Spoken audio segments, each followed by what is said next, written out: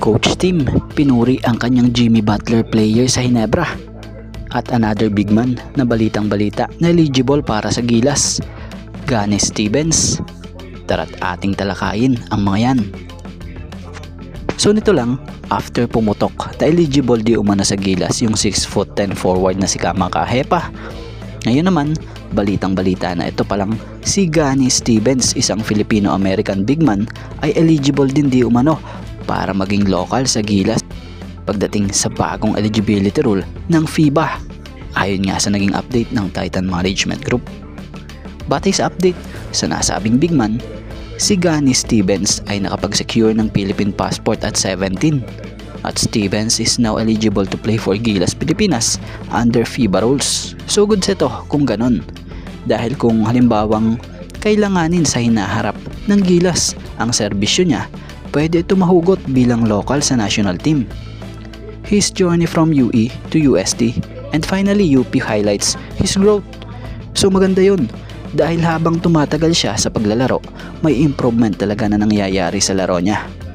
Sa mga hindi familiar kay Gane Stevens, ito nga po ay ang isa sa sinasandalan ngayong frontcourt ng UP Fighting Maroons, na kung saan naging malaking tulong siya sa back-to-back finals ng team.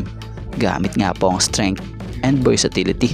May taas nga po itong 6'7" and he brings physicality and toughness inside.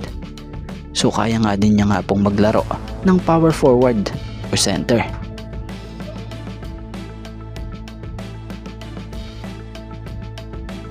At dito tayo patungkol kay Coach Tim Cone at sa player niya na kinumpara kay Jimmy Butler na si Jason David. So kasalukuyan nga pong parte na talaga ngayon si Jason David ng regular rotation nitong si Coach Tim sa Barangay Hinebra, San Miguel. Sa nangyayaring semifinals, lalo na dito sa Game 4 na kung saan nanalo nga po sila over SMB, gumawa si Jason David ng very impressive performance dahil sa hustle game na pinamalas niya. He posted all-around line of 12 points, 7 assists, 3 steals, and 2 blocks to help even the series. Kaya naman, Coach Tim praised his versatility at kinumpara niya pa nga po ito sa estilo ng paglalaro ni Jimmy Butler, isang NBA star. Kaya naman ngayon, para kay Jason, ayon sa naging tugon niya sa naging interview sa kanya, ngayong nagagamit ng araw po siya sa rotation, hindi niya nga raw sasayangin yung pagkakataon at ibibigay niya nga raw yung best niya para makatulong sa team.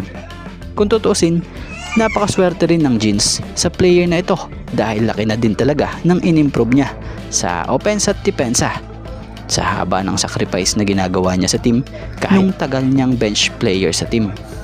So kita mo naman sa kanya ngayon na napakautak na player niya at wala talagang inaatrasan sa laban.